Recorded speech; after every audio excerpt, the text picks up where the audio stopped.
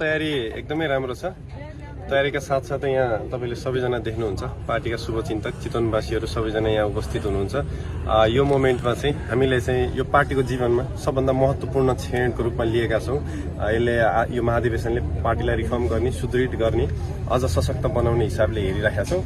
त्यो मौकामा चाहिँ त्यो हाम्रो महाधिवेशनको पूर्व सन्ध्यामा यहाँ आउनु पाउँदा एकदमै यहाँलाई पनि धन्यवाद र सम्पूर्ण चितवनवासीलाई पनि नमस्कार भन्न चाहन्छु। जस्तै प्रचण्ड गर्मीका बीच चितवनमै महाधिवेशन गर्नुको कारण चाहिँ के हो? अनि ठाउँ पनि सर्यो, कहिले टाढी हुन्छ अरे, कहिले भरतपुर हुन्छ अरे भन्दा अहिले यहाँनिर यो जुन गेस्ट हाउस सर्नु भएको छ, गेस्ट हाउसमा 1 मिनटको पानी हुँदै जमेर त्यो बिजोग छ अगाडि।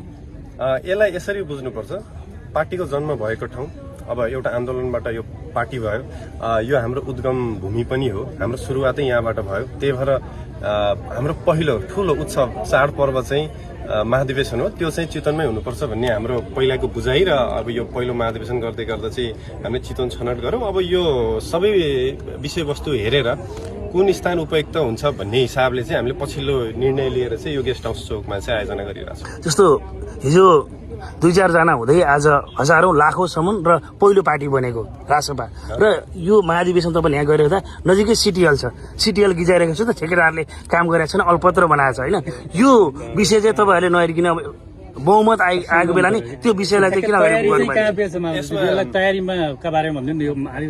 मैले भनिहालेँ, यो संचार जगतले नै यो जानकारी अब देशव्यापी रूपमा चाहिँ गराइसके पछाडि यो सम्बन्धित कुन निकायको काम हो, त्यो किन अगाडि बढेन भन्ने विषय चाहिँ नेपाल सरकारको ध्यान आकर्षणमा आएर चाहिँ त्यसमा चाहिँ सम्बन्धित साथीहरूले त्यो हेर्नु भएको जानकारी गरे। हजुरको यो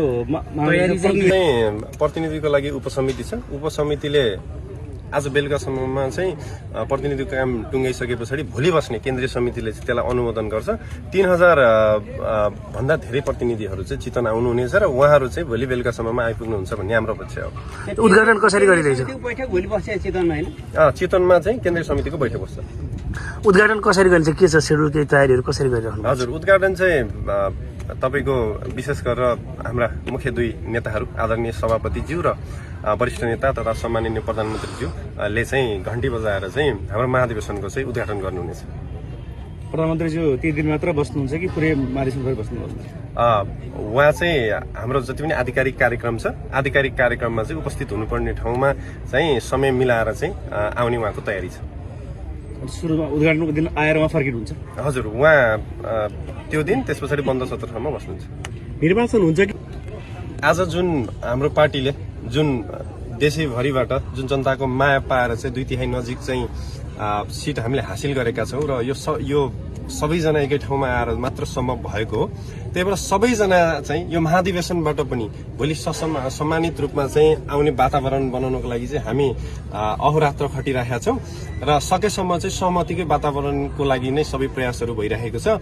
यद्यपि हुन सकेन भने पनि लोकतान्त्रिक प्रक्रियामा, लोकतान्त्रिक पद्धतिमा प्रतिस्पर्धात्मक माहौलबाट साथीहरू चाहिँ आउनुहुनेछ, सक्षम साथीहरू आउनुभयो भने पनि त्यो चाहिँ एकदम हामी स्वागत हुनेछ।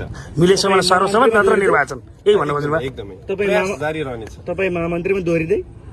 म अहिले हाल महामन्त्री भएको भएर म अब महामन्त्री नै कन्टिन्यू गर्ने सोच मग्न छु। अब यहाँहरूले मेरो निर्णय चाँडै थाहा पाउनुहुनेछ। अहिले निर्वाचन आचार संहिता लागेको भएर चाहिँ अब मैले ठ्याक्कै भन्न मिलेन है। हस्, धन्यवाद।